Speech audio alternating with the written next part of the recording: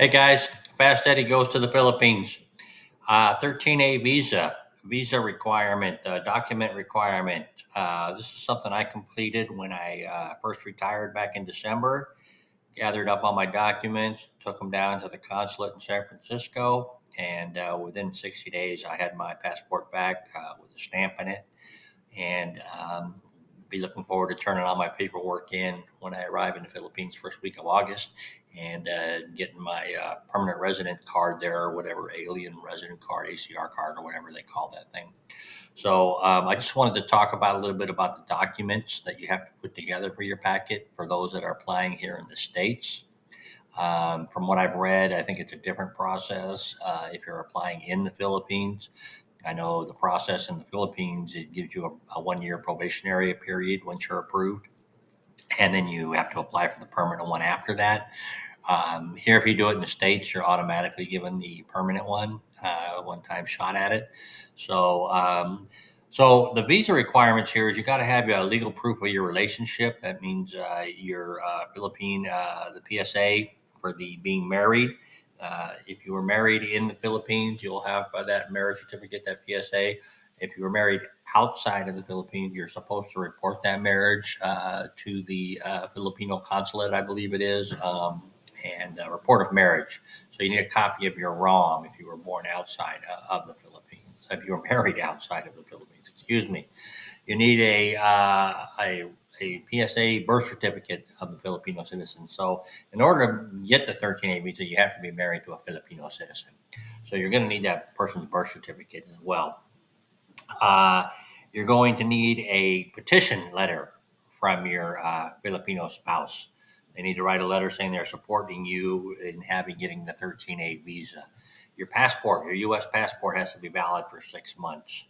You have to fill out the application form, VA form number 3, which is available on the website, the consulate website. You can go in there and download that form, and you're going to have to provide some photographs, 2x2 passport photos. And you're going to have to complete the medical certificate form, and you're going to have to turn that in. You basically have to get a physical, or you have to get a physician to say that you are in good health, or you're in whatever kind of health condition you are, or any serious issues you have. And they need to do some blood work. They check for syphilis. Seems to be the only thing that they require in the blood work. A stool sample where they're checking for parasites, and you need to do an X-ray and have that X-ray put on a CD-ROM, and it will be given to them. I guess they check for TB on that. And one of the issues with the medical certificate, it has to be notarized. So you have to get a notary to come down there. In my case, I had to get a notary to come down there and meet with the doctor when we were there, and have her notarize his signature on the form. And some medical offices have a notary in one of the assistants or whatever in the office, but in my case, they did not. So I had to get a notary to come down there. Um, Another issue is a police clearance. You need to get a police clearance saying that you're not wanted, or you're basically your rap sheet. Here in California, you can get that by doing a live scan. It's like if you're going to be a healthcare worker, if you're going to volunteer in the schools, you're a school teacher. We have UPS store here in California. You go down there, I forget what the fee was, but they do your fingerprints electronically, and a couple weeks later you get a certificate in the mail, and with your sheet on it. Um, and then you have to also, and so when you get that sheet, then so you have that. Actually, in California here, you have to take that sheet that you get, you have to send it back to the Department of Justice and ask them to clarify that this sheet is in fact your official rap sheet. It's really kind of a strange process, but it's a two-step process, and and then you have to have it apostolized, which you have to have several of the documents. Actually, pretty much everything that has some kind of signature on it done here in the U.S., like your petition letter, the notaries. What else do we have there? Notaries, the birth certificate, everything has to be apostolized. And basically, the apostolizing process is if wherever that document was issued, whatever state issued that document. The Secretary of State has to verify that, in fact, that the person that signed that is authorized to sign that. So that's what you're paying for, and that's the capacity there. You also got to provide a proof of financial capacity. That's something, if you're applying in the Philippines, you don't have to do. I gave him, for me, I gave him a copy of my bank statements and a letter from my pension award and what my monthly intake there is. And if you look at the forms, if you go to the different uh, Filipino consulate forms, and New York just updated theirs, it seems to be it's a little clearer. It doesn't talk about apostolizing anything. It requires you to provide 3 copies of the forms. When I turned mine in, and they only wanted 2 copies. They wanted the original and 1 copy, which I wasn't even aware of. So I got there with the original application, turned it in, and then they, oh no, you need a copy. So luckily they had a copy machine there, and they had quarters for us, and we were able to. No, they didn't have quarters. My wife had quarters. I take that back. We had enough to make enough copies for everything, and get that turned in. But that was not something I knew beforehand. So I think probably best if, and below here, if I'm going to scroll down to this document right here, you'll see this is what San Francisco tells you. San Francisco, this is old. This is the same stuff that I had when I applied back in December. So you can see there's a difference between the New York consulate information and the San Francisco consulate information. So I guess the best thing to do. Oh, the other thing before I forget, yeah, you have to provide a self-addressed stamped envelope, a big envelope that they're going to put your packet into when it's approved, and they're going to send that back to you with your passport and everything. That's going to come back to you too. So you're not going anywhere for 60 days because you've got that, at least 60 days, since you've got that all turned into them and they have your passport. You got to pay the fee, $150 visa fee. I think the total cost for myself was around $400 with all the certificates, the apostolizing the forms, sending things back and forth.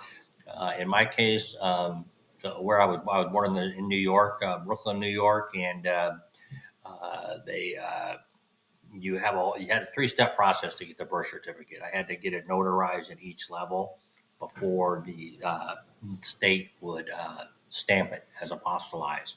It was kind of funny. The county or the county city of New York had to do it. First, the public health department had to do it, then the county city of New York, and then the state. So it was kind of a drawn out process. So one of the things I would suggest is that one, as you go to wherever your consulate's going to be, what you're going to be dealing with, is call them and find out what exactly it is you need, what they're going to ask you for. Check their website out and see what it says there, because there is just kind of some conflicting or varying information on what is needed. But most of it does spell out on the website, so you can go in and get a general idea of what you're going to need, and maybe start requesting those documents if you don't have them. If you have not reported you're married here in the U.S. and you haven't reported your marriage, the ROM, you need to do that, because that will probably be a non-starter if you don't have that.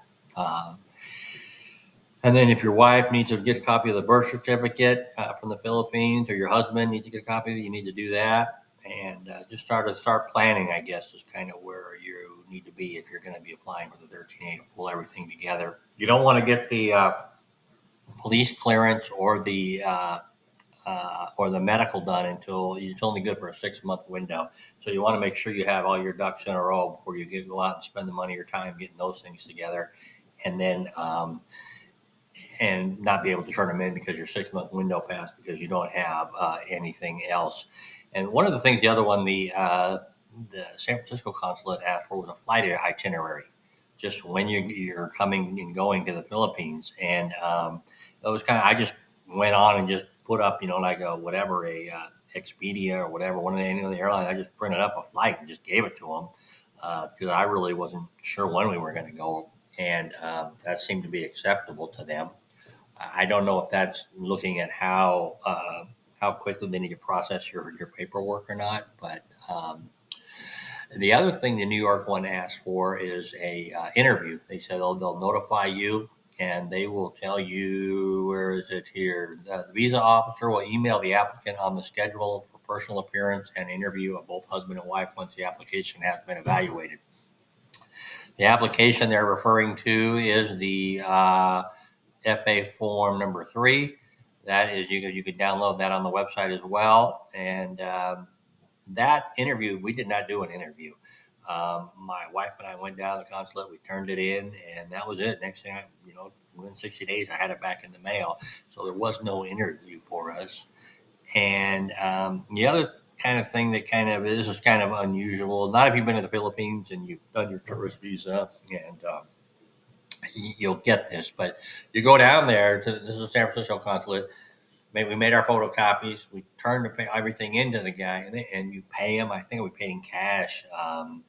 Actually, it says the payments to the what do we say? Payment for visa fees in a money order payable to the Filipino Consulate General. Cash, personal checks, credit cards are not accepted. So I guess we paid them, if I remember right. Let me look down here and see what it said down here. And see down here in the San Francisco one, you can pay in form of cash, money order, or cashier's check. I thought I paid in cash. They don't give you a receipt or anything. They don't acknowledge. You don't have any documentation that one that you paid them the money, or two that they have your passport and all your documents. And that's kind of common in the Philippines. I remember the first time I went to get my tourist visa in there in Panglao and Tagbilaran, and they just took everything and said, "Okay, come back in 3 days." All right, and it wasn't like a big government building or anything. It was kind of this little side office. We went down to a alley, a little side office there, and it kind of felt like I was dealing with a bookmaker in a big city or something. But my wife had faith in the process. She was my fiance at the time, and we're girlfriend, and it kind of worked out. We came back in 3 days, and they gave us your stuff. But it is kind of a little nerve wracking. You're in a foreign country, and you're handing over your passport to them, and I didn't. I didn't make a photocopy of it or anything. In hindsight, I should have, so I had some record of it. But I just gave it to them and walked out and said, put the faith in my wife, and it did work out. But that was a little, kind of a little nerve wracking, I guess to say. But that's just, I think, as anybody who's spent some time in the Philippines, that's the way kind of things work there. All right, people. I just wanted to do a little video. So if anybody's looking for what the document requirements are for your 13A visa, here they are. And this is once again 13A if you are applying in the U.S. This is not if you're applying in the Philippines. It's a whole nother game, and I don't know anything about that process. So you're best to look for that. But this is what you're going to be doing if you're applying here in the U.S. And like I said, the advantage of applying here in the U.S. As opposed to in the Philippines is that once you're issued your 13A here, it's a one-time deal. You don't have to come back and do it again the second time. In the Philippines, they have a two-step process for those that are issued in the Philippines, probationary, and then a permanent one after a year. Here in the U.S., you get a 13A and you're good to go. They send you that packet, and I'm told that when you get to immigration at the airport, they'll look at the packet, they'll open it. It's a sealed packet. They'll open it up, look at it, and they will tell you that you have 7 days to report to the nearest immigration office, and they will then start the process to issue you your permanent resident card, your ACR card, I think they call it, and we'll go from there. Do you have any comments or you have any questions about what I experienced doing 13A? Go ahead and drop them down there in the comment section. Uh, like, subscribe, and hope you found this video helpful. Thanks.